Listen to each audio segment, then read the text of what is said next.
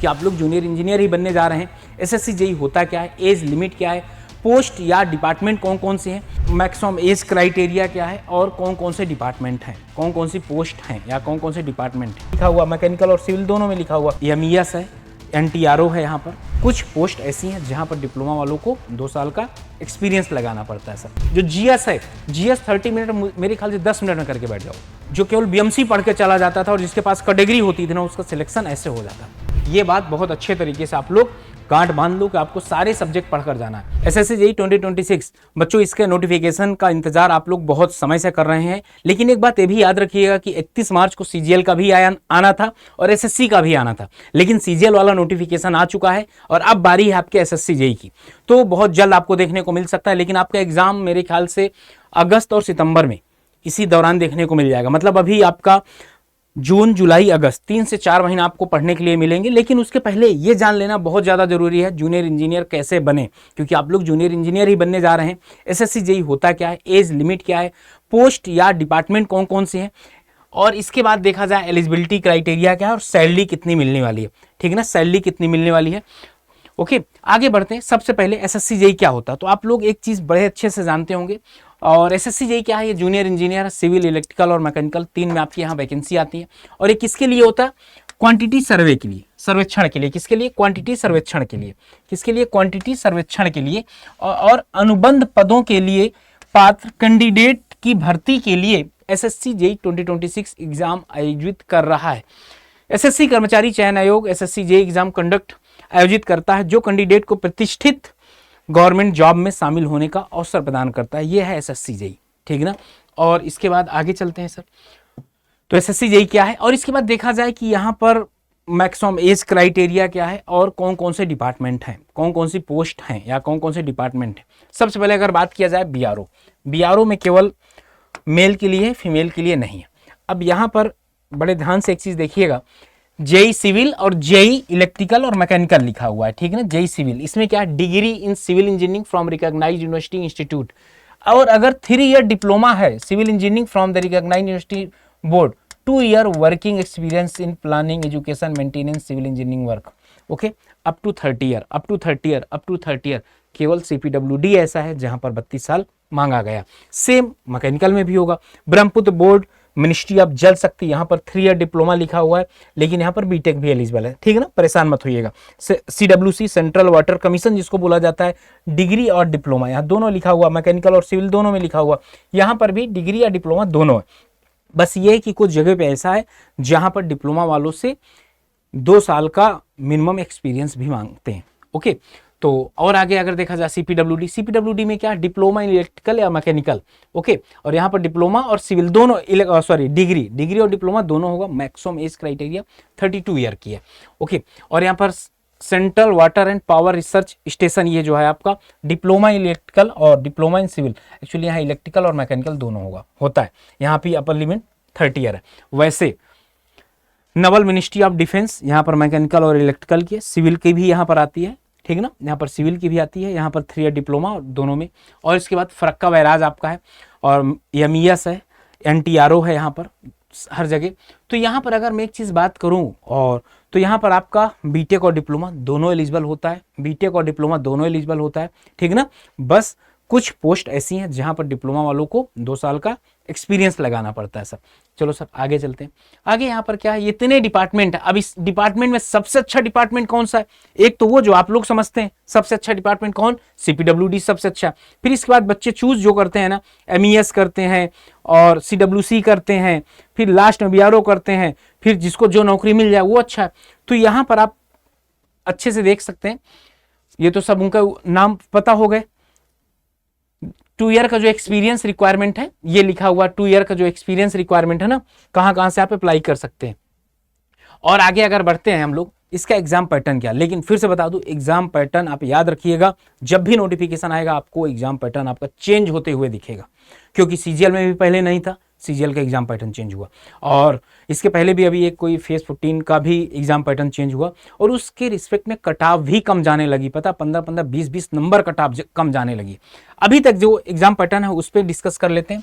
Reasoning आपकी 50 question 50 marks की, और जीएस आपका 50 क्वेश्चन 50 मार्क्स का, टेक्निकल आपका 100 मार्क्स का, और ये CBT2 का पेपर है। यहाँ पर 1/4 निगेटिव मार्किंग है, यहाँ 1/3 है। यहाँ पर केवल टेक्निकल 100 क्वेश्चन रहेंगे, जिसको आपको टोटल मार्क्स कितने मिलने वाले, 300 मिलने वाले, 300 मिलने वाले हैं, ठीक है ना, 300 मिलने वाले हैं। ठीक, ये जो कट होता है ना 1 मार्क्स, मतलब क्या, 1/3 यहाँ पर कितना है, 1/3, पेपर फर्स्ट पेपर सेकंड। अब अगर यह सोचा जाए कि अगर इस बार कुछ ऐसा चेंजेस देखने को मिलता है तो क्या हो सकता है। यहाँ पर आपको समय कितना दिया जाता है, 2 घंटे का। जब समय 2 घंटे का दिया जाता है तो अब आप ये मान लो कि 30 मिनट इसको, 30 मिनट इसको, और 60 मिनट इसको। लेकिन अब तो बहुत बड़ी दिक्कत हो जाएगी ना भाई। अब ये बताओ, जो जीएस है, जीएस 30 मिनट मेरे ख्याल से 10 मिनट में करके बैठ जाओगे, 10 मिनट में करके बैठ जाओगे, तो बाकी 20 मिनट करोगे क्या। और टेक्निकल तो अब जिसका कमांड होगा 60 मिनट में आपको 100 क्वेश्चन करने। अभी तक क्या होता था, 30 मिनट में यहां पर भी भागम दौड़ लगी रहेगी, नहीं 10 मिनट यहां एडजस्ट हो जाता था, और बाकी इसका 10 मिनट 15 मिनट यहां एडजस्ट हो जाता था। तो 75 मिनट में 100 क्वेश्चन करने होते थे, 40 मिनट में 50 क्वेश्चन करने होते थे। ये 7 या 5 मिनट में आप 50 क्वेश्चन कर लेते थे। लेकिन अब तो कटाव कहीं ना कहीं कम जाएगी, और ये चीज हो सकता है देखने को आपको मिल भी जाए। CBT2 में तो कुछ ऐसा है नहीं, क्योंकि एक ही टेक्निकल पेपर होता है, उसमें नहीं, लेकिन इसमें लग सकता, इसमें लग सकता है, याद रखिएगा। तो इस हिसाब से आपको तैयारी करना, अपनी तैयारी अच्छे लेवल पर करना है टेक्निकल की, कि 60 मिनट में 100 क्वेश्चन पढ़ पा रहे हो कि नहीं पढ़ पा रहे हो। ओके, अब आप ये समझ लो कि 30 से 40 सेकंड आपको मिलेगा एक क्वेश्चन को। आगे अगर बात किया जाए, टेक्निकल के बारे में अगर बात किया जाए, तो यहां पर बात किया जाए, अब आपको ये भी पता होना चाहिए जो 2025 में एग्जाम कंडक्ट हुआ ना, कौन से सब्जेक्ट की ज्यादा प्रायोरिटी थी वहां पर। अब देखो, जो SSC जेईई अभी तक होता था, अब तो बहुत कम हो गया। 2013, 14, 15 की अगर बात किया जाए, तब भाई जो केवल BMC पढ़ के चला जाता था और जिसके पास कैटेगरी होती थी ना, उसका सिलेक्शन ऐसे हो जाता था। क्योंकि BMC प्री में आती थी 40 नंबर की, 40 से 50 नंबर की, मेंस में आती थी करीब करीब 60 नंबर, 80 नंबर, इस तरीके से, तो सिलेक्शन इजिली हो जाता था। यहां पर अगर बात किया जाए सब ज्यादा वेटेज वाले सब्जेक्ट की, ये 2 सब्जेक्ट, और कहां पर है एस्टिमेशन, ये 9। अब आप अगर जोड़ोगे 11, 6, 17, 17, 9, 26, 26 मार्क्स का केवल BMC का वेटेज है। मतलब 25% अभी भी, किसी भी ईयर जोड़ लो, किसी भी ईयर जोड़ लो, 14, 4, 18, 18, 9, 9, 8, 17, 27। अब आप देख लो 26, 27 का एवरेज रहने वाला है। इसका मतलब ये कि BMC आपके लिए बहुत इंपॉर्टेंट रोल प्ले करेगी। और हाँ, पिछली बार जो सबसे ज्यादा चौंकाने वाला था इन्वायरमेंट आपका 10 से 11 नंबर का क्वेश्चन पूछा गया था। अब आप देख लीजिए, इन्वायरमेंट, सॉइल भी आपकी अच्छी आई थी, 11, 10, 9, 14। अब आप देख लो। हाँ, स्टील आप छोड़ के जाते थे, स्टील जैसे 0, 0, 0, 12 क्वेश्चन आ गए। लो, अब ये बच्चों को तो कट गया भाई, बच्चे तो यही पढ़ कर गए होंगे ना, 2-3 शिफ्ट में स्टील नहीं आई, यहां पर आ गई। तो इस तरीके से आप किसी भी सब्जेक्ट को छोड़ नहीं सकते, किसी भी सब्जेक्ट को छोड़ नहीं सकते आप, कि नहीं यार इसको छोड़ के चला जाऊं मैं। क्योंकि अब इरिगेशन देख लो, छोटा सब्जेक्ट है, 9, 9, 10, 13, 7, जिसका कभी वेटेज होता था 2 नंबर 3 नंबर, अब इसका भी बहुत ज्यादा वेटेज है आपके एग्जाम में। ये बात याद रखिएगा, ये बात बहुत अच्छे तरीके से आप लोग गांठ बांध लो कि आपको सारे सब्जेक्ट पढ़कर जाना है। अब इंपॉर्टेंट सब्जेक्ट कौन कौन से, अगर देखा जाए, building material, surveying, RCC, estimation, soil, hydraulics के 3 पार्ट यहाँ पर हो जाएंगे। तीनों पार्ट आपको पता है कि ओपन चैनल फ्लो भी हो जाएगा और मशीन भी हो जाएगा, बाकी FM भी हो जाएगा। इन्वायरमेंट इंजीनियरिंग, ट्रांसपोर्टेशन, हाईवे और रेलवे, स्टील हो गया, थ्योरी ऑफ स्ट्रक्चर हो गया, इरिगेशन हो गया, और कंक्रीट टेक्नोलॉजी हो गई। इतने कुछ आपके सिविल में सब्जेक्ट हैं। और अगर बात किया जाए जनरल नॉलेज में तो मतलब इनका कुछ चीज़ें फिक्स होती हैं, जैसे बुक और ऑथर से क्वेश्चन आएगा, स्पोर्ट्स से क्वेश्चन आएगा, और इसके बाद इंपॉर्टेंट स्कीम जो अभी चल रही है वहाँ से क्वेश्चन आएगा, पोर्टफोलियोज से क्वेश्चन आ जाएगा। तो यहाँ से एक एक क्वेश्चन आ जाते हैं, एक 2-2 क्वेश्चन। तो आप ये मान के चलिए कि ये आपका, और कौन से अभी लेटेस्ट में कौन से अभी ज़्यादा सर्चिंग में है, वो वाले भी नाम आ जाते हैं, या चर्चा किसकी है, नोबेल प्राइज़ के बारे में बात आ जाती है, हिस्ट्री, कल्चर, ज्योग्राफी, इकोनॉमी, ये। तो ये आपको डेली पढ़ना, आप अपने इसको ब्लड में उतार लीजिए कि आपको कम से कम 1 घंटे इसके बारे में तो पढ़ना है। कुछ हो पढ़िए, पढ़ते रहिए इसको। ओके, आगे बात करते हैं रीजनिंग ऐसा है कि आपको प्रैक्टिस है करनी पड़ेगी भाई, प्रैक्टिस करनी पड़ेगी। तो 50 क्वेश्चन में जितने भी बच्चों का, आपने पहली स्लाइड में देखा होगा, जो टॉपर्स जिनकी पहली रैंक है, मोहन कुमार, मतलब आप ये समझ लो कि 30 से 40 मिनट के बीच में आप 48 क्वेश्चन सही कर पाए रीजनिंग में, तब आप ये समझ सकते हैं एक अच्छी रैंक हासिल कर सकते हैं, एक अच्छी रैंक सिक्योर कर सकते हैं। समझ गए ना, एक अच्छी रैंक हासिल कर सकते हैं और एक अच्छी रैंक सिक्योर कर सकते हैं। ओके, तो ये आपके लिए हो गया आपका, तो ये भी आप ध्यान रखिएगा। और सैलरी की बात किया जाए तो सैलरी भी इसकी बहुत अच्छी है, सैलरी आपकी, समझ गए ना। और सैलरी के बारे में मतलब उसके लिए तो मैं सेपरेट वीडियो बना दूंगा। तो ये सब कुछ है। अब इनकी जब पहली रैंक आई थी ना, तो मतलब मेहनत तो लगता है भाई, 3-4 साल मेहनत लगता है, और किया भी इन्होंने बहुत फुली डेडिकेशन के साथ, बहुत मेहनत के साथ किया। अब बारी आपकी है, तैयारी अभी से करोगे। अच्छा, इसका एग्जाम कब तक हो सकता है? अगर उसका अगस्त और सितंबर है, अगर उसका अगस्त और सितंबर है, तो आप ये मान लीजिए कि उसके पहले तो नहीं होगा।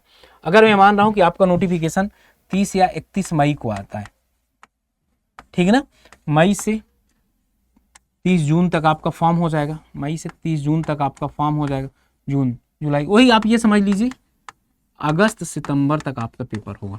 अभी आप देखोगे तो आपके पास सफिशिएंट समय है, बहुत अच्छे तरीके से पढ़िए। बस ये याद रखिएगा, अब वो रटने वाला सिस्टम गया, रटने वाले सिस्टम से नहीं होगा। आपको कॉन्सेप्ट क्लियरिटी बहुत अच्छी चाहिए। क्या? आपको कॉन्सेप्ट क्लियरिटी बहुत अच्छी चाहिए आपको, ठीक है ना, कॉन्सेप्ट क्लियरिटी बहुत अच्छी चाहिए। जिस भी बच्चे की कॉन्सेप्ट क्लियरिटी नहीं होगी, सिलेक्शन से दूर हो जाएगा। इस वजह से अच्छे तरीके से पढ़िए, कहीं से भी पढ़ रहे हैं, कॉन्सेप्ट हर सब्जेक्ट का क्लियर होना चाहिए। जब कॉन्सेप्ट क्लियर हो जाए, इसके बाद आप यूआईक्यू तो साथ में लगाते चलिएगा, उसके बाद टेस्ट सीरीज वगैरह में कूदिएगा। और बाकी कोई भी डाउट है तो कमेंट करके बता दीजिएगा। बाकी मैं बता दूं यहाँ पर कि अगर आप तैयारी करना चाहते हैं अभी से, तो ये सारे महापैक हैं, चाहे सिविल, मैकेनिकल, इलेक्ट्रिकल के महापैक हैं, जाकर आप लोग इनरोल कर लीजिए और मैक्सिमम डिस्काउंट के लिए कूपन कोड Y579 यूज कर सकते हैं। और बाकी पढ़िए अच्छे से। यूट्यूब के अंदर हमारे फ्री ऑफ कॉस्ट भी क्लास होती हैं, जहाँ पर क्वेश्चन प्रैक्टिस आपको करवाते हैं, आप वहाँ पर भी एक बार देख सकते हैं। कॉन्सेप्ट बढ़िया लगे तभी ज्वाइन करिएगा। बाकी चैनल के अंदर नए हैं तो चैनल को सब्सक्राइब जरूर कर दीजिएगा, और ये मेरा टेलीग्राम ग्रुप, आप यहाँ से भी जाकर ज्वाइन कर सकते हैं। और फिर मिलते हैं आपसे, तब तक अपना ध्यान रखें, पढ़ाई करते रहें। बेस्ट विशेष है सबको। जय हिंद सर।